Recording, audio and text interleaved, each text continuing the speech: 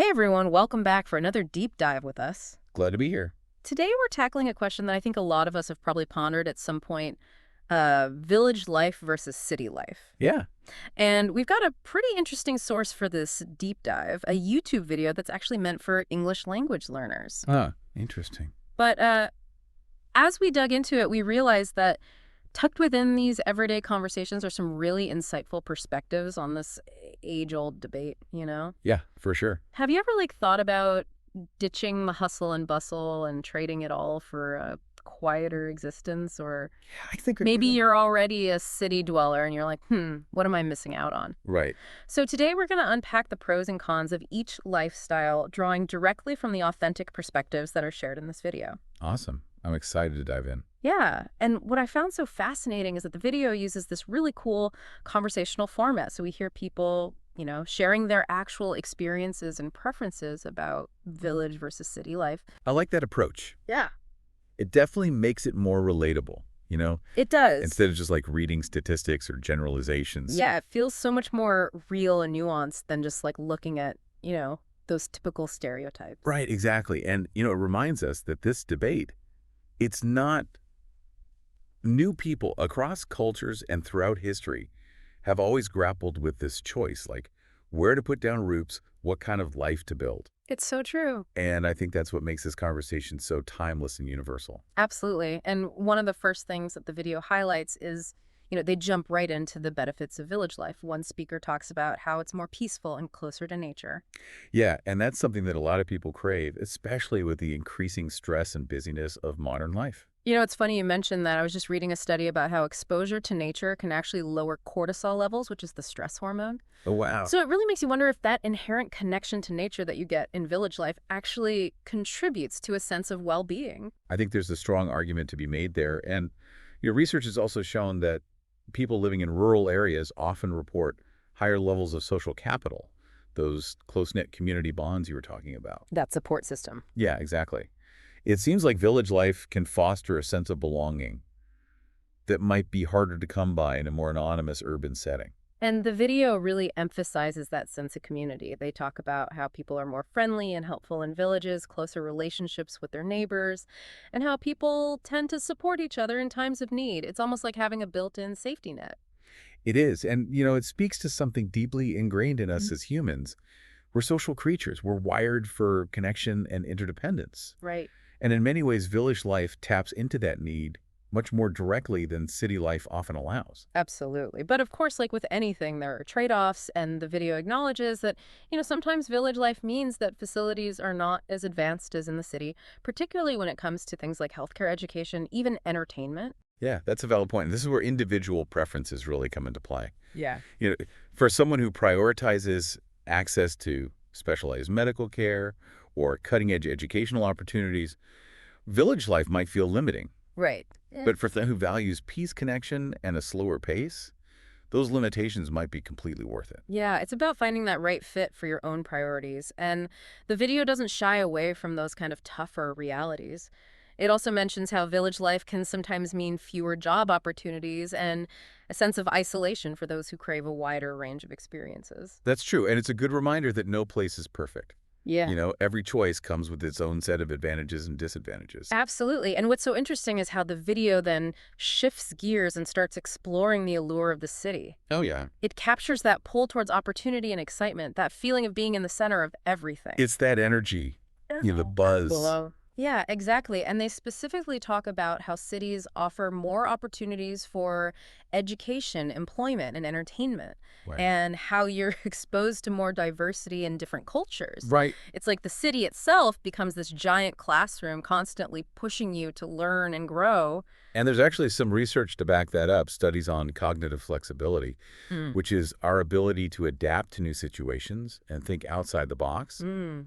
Suggests that living in a diverse, stimulating environment like a city can actually enhance those skills. That's so cool. It's like the city is a mental gym. Exactly, and it ties into what the video mentions about how living in a city can broaden one's perspective. Yeah, it's not just about those tangible opportunities. It's about the way city life challenges you to encounter new ideas, different ways of life, perspectives you might never have considered otherwise. Right. It's about expanding your understanding of the world and your place in it. Exactly. And for a lot of people, that's incredibly appealing. It is. But of course, the city has its downsides Oh, too. for sure. And the video doesn't sugarcoat those. They're very upfront about the crowds, the pollution, and that constant, fast-paced, dynamic life that can be honestly pretty overwhelming for some people. It's true. It's that classic double-edged sword, you know? Yeah, The same energy that attracts some can be utterly exhausting for others. right. It really depends on the person. And it makes me think about that idea of self-awareness that we were talking about Oh, earlier. yeah, absolutely. Knowing your own temperament, your energy levels, your tolerance for stimulation, that's crucial when considering if city life is a good fit for you. It's not just about what looks appealing from the outside. It's about understanding what kind of environment allows you to truly function at your best. I think that's a really important takeaway. And it's something the video really emphasizes. It does, and I think this leads perfectly into the next part of our deep dive. Oh, yeah, where they actually say, like, there's no right answer to the village versus city question. Right.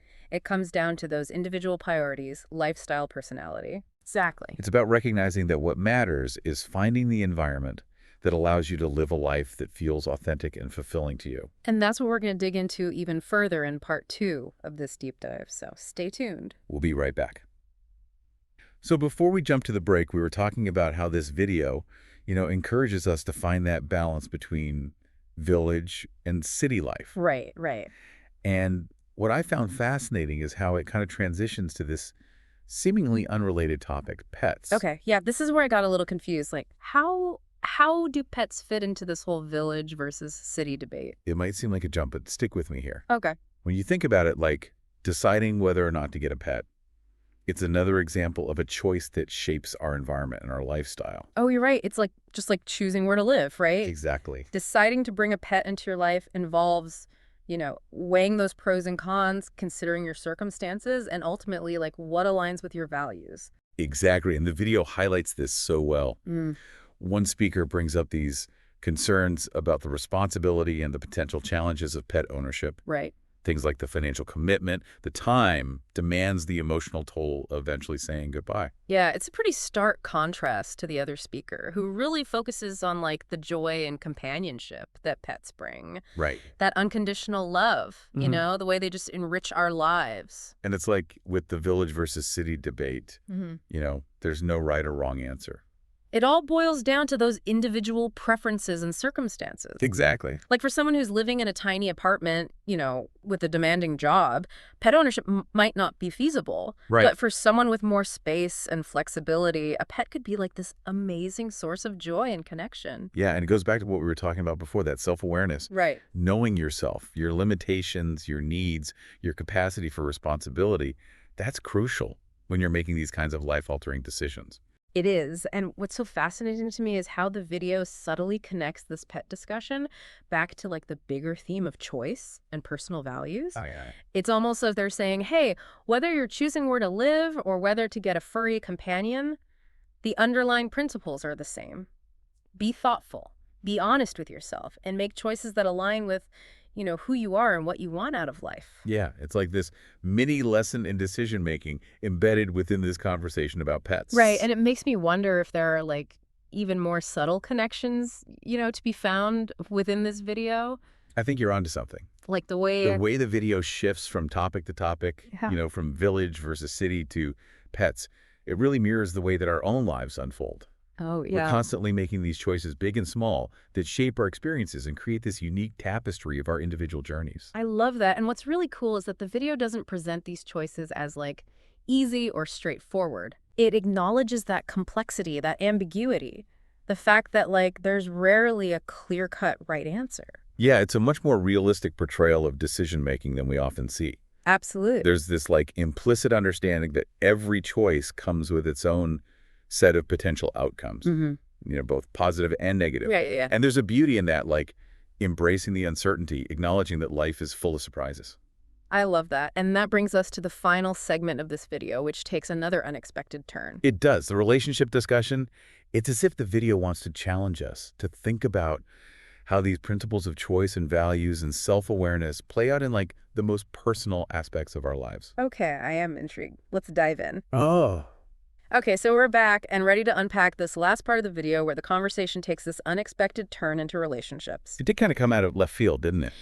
Yeah, one minute we're talking about pets, and the next we're diving into, love, heartbreak, The infidelity. whole shebang. Yeah, like how did we get here? But I'm starting to see how it all ties together. I think the key is realizing that relationships, just like choosing where to live or whether to have a pet, Mm, they involve this constant decision-making process. right. We're always navigating uncertainty, weighing potential risks and rewards, and ultimately making choices that align with our values and needs. That's so true. We choose who to date, who to commit to, how to build a life together. And those choices, just like deciding between a village or a city, they can really impact our happiness. Absolutely. And the video doesn't shy away from like the messier realities of relationships either. Right. The speakers talk about, the pain of heartbreak, the struggles with communication, how tough it is to navigate trust and commitment. And what really stood out to me was how they emphasized the importance of self-awareness in relationships. Oh, yeah. It's not just about finding the right person, but it's